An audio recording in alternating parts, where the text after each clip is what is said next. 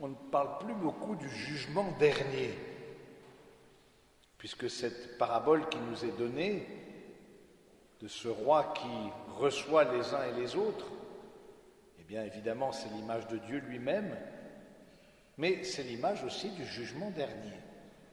On ne parle plus du jugement dernier comme si c'était moins, entre guillemets, moins vendeur, moins audible. Nous irons tous au paradis, comme dit la chanson.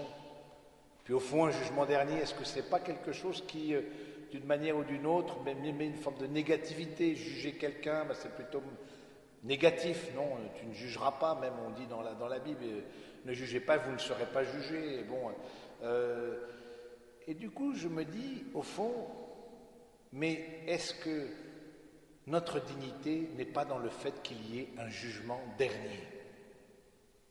Parce qu'on juge, au fond, des personnes qui sont responsables. Même dans la société civile, quelqu'un qui est déclaré irresponsable de par sa psychiatrie ou son déséquilibre ou son handicap mental, que sais-je, eh bien, il n'est pas jugé digne de recevoir un procès. On le met soit à l'hôpital, on lui donne un traitement, mais on juge des personnes que l'on estime responsables. Et je me dis, en même temps, quelque part, le jugement dernier, c'est l'affirmation de notre grande dignité. Et ça donne à notre vie humaine une densité qui est extraordinaire. Ce que je fais ici-bas retentit dans l'éternité.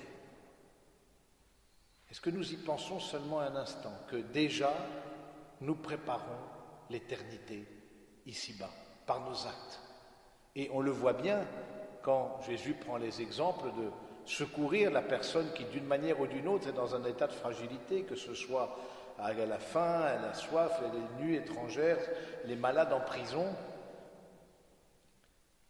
Eh bien, ce que l'on fait à ces personnes-là, eh bien, d'une manière ou d'une autre, nous ouvre les portes de la vie éternelle.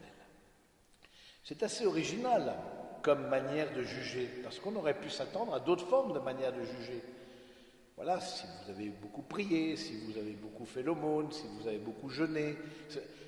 Mais le Seigneur, dans Matthieu 25, qui est vraiment un évangile à méditer, nous rappelle que les actes d'amour désintéressés que nous faisons dans cette terre, sur cette terre, eh bien nous les emporterons avec nous. Je veux dire, il n'y a que ça que nous emporterons avec nous, les actes d'amour désintéressés. Il y a en espagnol un dicton qui est très beau qui dit « La mortaja no tiene bolsillo ». Le linceul n'a pas de poche. Ce qui veut bien dire ce que ça veut dire. C'est-à-dire que d'une manière ou d'une autre, eh bien, je laisserai tous les biens matériels que j'ai ici. Eh bien, ces biens-là, je ne les emporterai pas. Mais je n'emporterai pas non plus tout ce qui n'a pas été amour dans ma vie. J'emporte ces actes d'amour désintéressés et la personne qui est en état de fragilité, elle me donne cette occasion de me dépasser, de sortir de moi-même pour pouvoir être à l'écoute. Vous me direz, mais il n'y a pas besoin d'être croyant et encore moins catholique pour faire ça, pour faire des œuvres de bien. Et heureusement, d'une manière ou d'une autre, dans nos sociétés, les œuvres de bien, eh bien, sont plutôt encouragées. Il y a beaucoup d'associations, d'ONG, d'associations humanitaires qui n'ont pas du tout de fondement religieux. Mais en quoi, nous, c'est différent?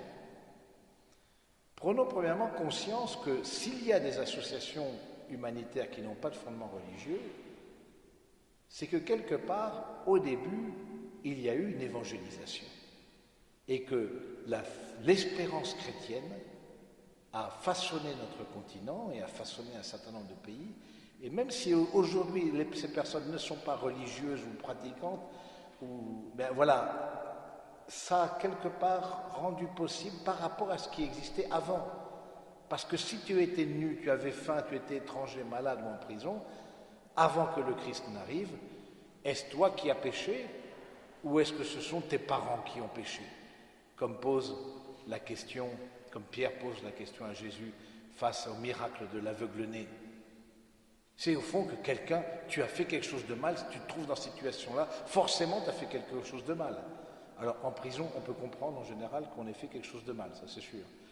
Mais bon, avoir faim, et là cette identification du Seigneur avec la personne pauvre, la personne qui est en situation de souffrance, qui d'une manière ou d'une autre est dans une grande vulnérabilité, cette identification, je trouve, est très forte.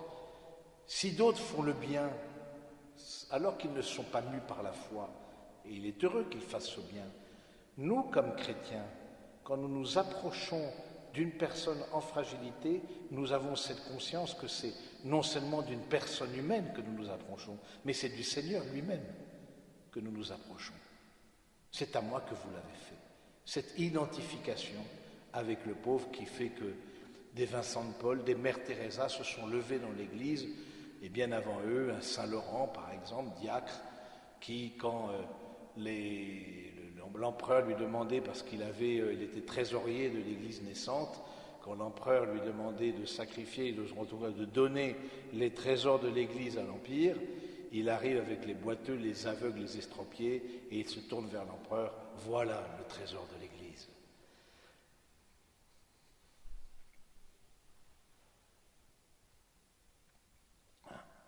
Voilà le trésor de l'Église.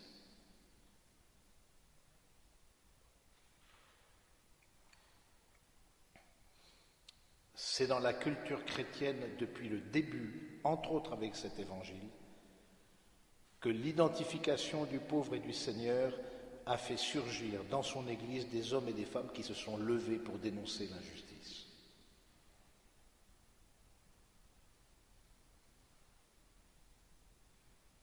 Des hommes et des femmes qui se sont indignés. Et aujourd'hui, je me demande, est-ce que Matthieu 25 n'est pas en danger? Qui va sauver le soldat Matthieu 25? Dans quel sens? Non pas que des personnes ne continuent pas à faire le bien, mais en tout cas dans notre France, on voit bien des replis, des peurs. Prenons un exemple. J'étais étranger et vous m'avez accueilli. Ça n'a jamais été simple d'accueillir l'étranger.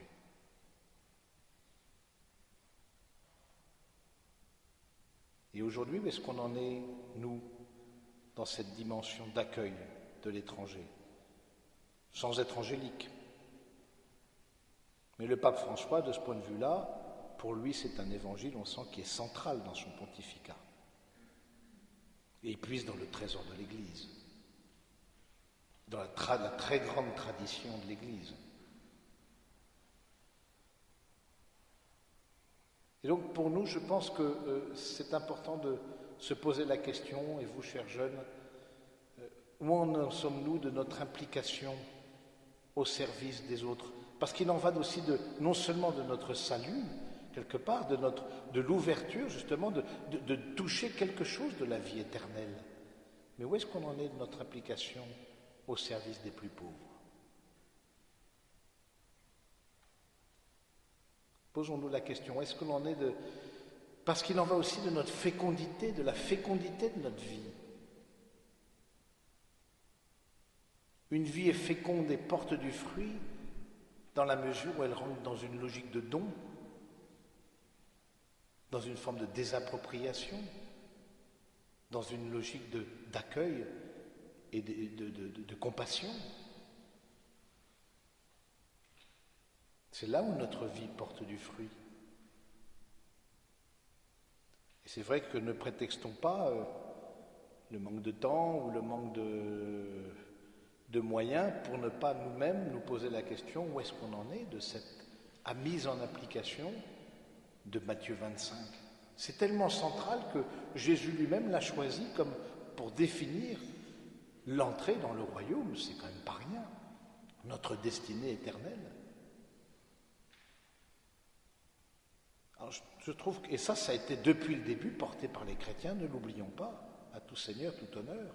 Que d'autres le portent, on s'en réjouisse, mais nous le portons parce que c'est à lui que nous le faisons, à la personne concernée. Mais c'est à moi, c'est cet amour de Dieu. Et c'est pour ça qu'il y a un lien entre l'Eucharistie et l'amour des plus pauvres. Parce qu'il y a, comme dit,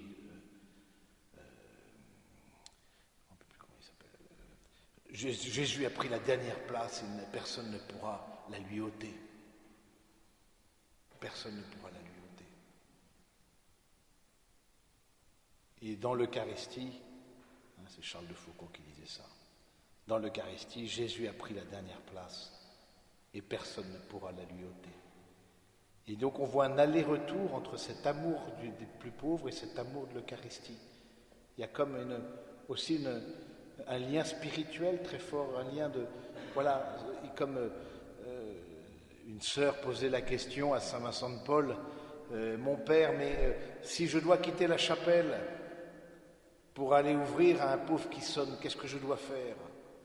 Et les réponses des saints, c'est toujours des réponses extraordinaires. Eh bien, vous quittez Dieu pour Dieu.